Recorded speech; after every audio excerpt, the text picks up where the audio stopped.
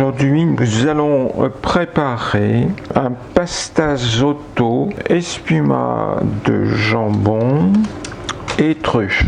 Pour commencer, nous allons découper des tranches de jambon. On va les couper assez grossièrement pour les mettre au mixeur et les mixer avec 25 centilitres de crème fleurette.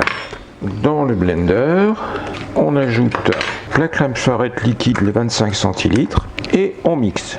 Une fois mixé, on verse cette préparation que l'on va filtrer. Donc on a récupéré la crème, le reste de jambon qui est là, que l'on incorporera dans les pâtes secondairement. On va faire chauffer la crème pour y incorporer une plaque de gélatine qui a été mise à tremper dans de l'eau froide. Donc on fait chauffer la crème qu'on va amener à ébullition. Dès que la crème arrive à ébullition, on coupe le feu et on va y incorporer la gélatine.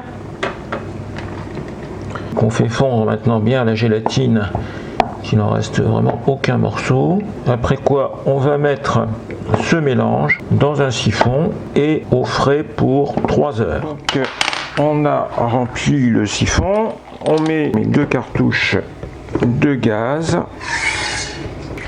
Après avoir agité, on met le siphon au frigo pour 3 heures. On va faire des chips de jambon. On va mettre le four à 200 degrés, mettre les chips pour 10 minutes entre 2 plaques. Bien, nous allons commencer maintenant la cuisson des pâtes selon la technique des risotto. Alors, il va nous falloir un oignon coupé en petits morceaux, du vin blanc, du beurre environ une centaine de grammes de parmesan, 200 grammes de pâte pour 3 personnes. J'ajoute personnellement une petite truffe râpée. Pour la cuisson des pâtes façon risotto, on va faire chauffer de l'huile d'olive. On a préparé également 1 litre de bouillon de volaille. On va faire revenir les oignons. On se met à feu vif sans faire brûler les oignons, en les faisant simplement fondre. Voilà, les oignons commencent à être un petit peu jaunes. On va donc pouvoir ajouter les pâtes. Voilà, on va bien huiler les pâtes, on les enrobe bien d'huile. Maintenant on va pouvoir ajouter du vin blanc, 10 à 15 centilitres de vin blanc. On laisse évaporer jusqu'à ce que le vin soit totalement absorbé par les pâtes. On continuera et on finira la cuisson uniquement avec le bouillon de volaille. Le vin est totalement absorbé, donc on va pouvoir ajouter petit à petit du bouillon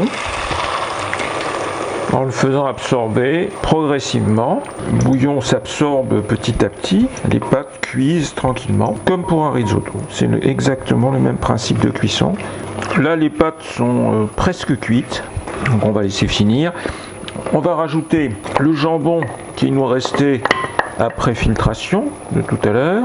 On va rajouter un gros morceau de beurre et le parmesan.